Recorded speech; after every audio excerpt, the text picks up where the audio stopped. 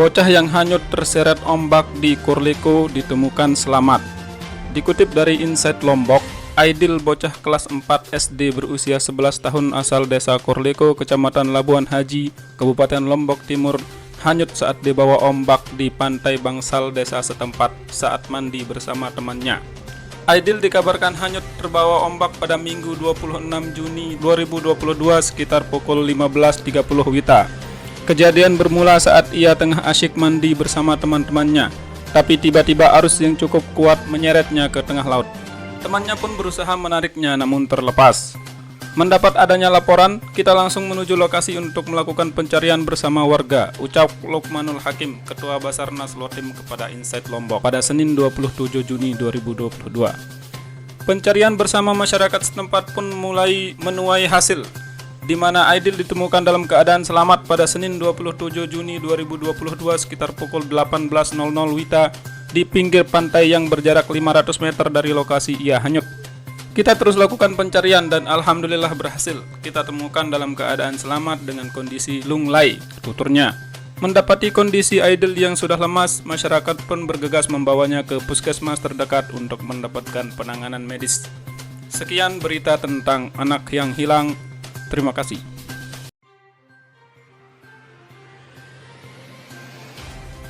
Kita lanjut ke berita kedua.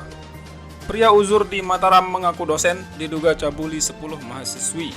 Dikutip dari Lombok Post, seorang pria berinisial Mr. X dilaporkan ke polisi oleh tim Biro Konsultasi dan Badan Hukum atau BKBH Fakultas Hukum Universitas Mataram. Pria berusia 65 tahun itu diduga telah mencabuli 10 mahasiswi dari perguruan tinggi negeri dan swasta di Mataram. Kasusnya sudah kita laporkan ke Polda NTB, tapi belum kita tahu progresnya, kata Direktur BKBH Fakultas Hukum UNRAM Joko Jumadi pada Senin 27 Juni 2022.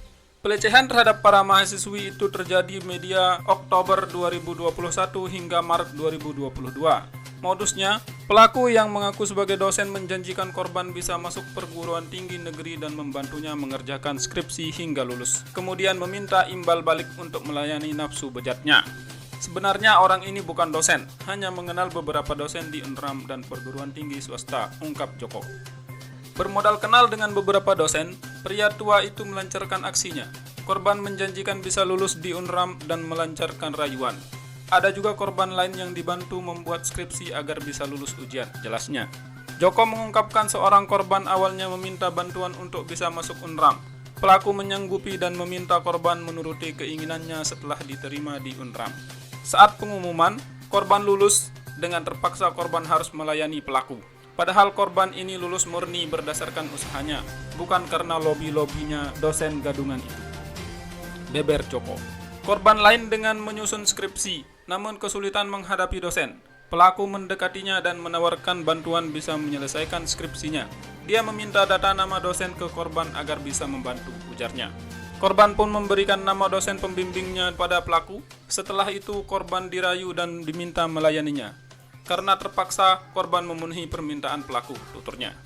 Ada juga modus melakukan pengobatan tradisional. Pelaku melihat korban memiliki bulu di bagian wajah. Kepada korban, pelaku mengatakan jika memiliki kelainan seperti itu berpotensi mandul. Dia lantas meminta korban menjalani terapi. Dia sengaja mengobati mahasiswi itu, padahal tujuannya untuk menyetubuhi korban, ujarnya.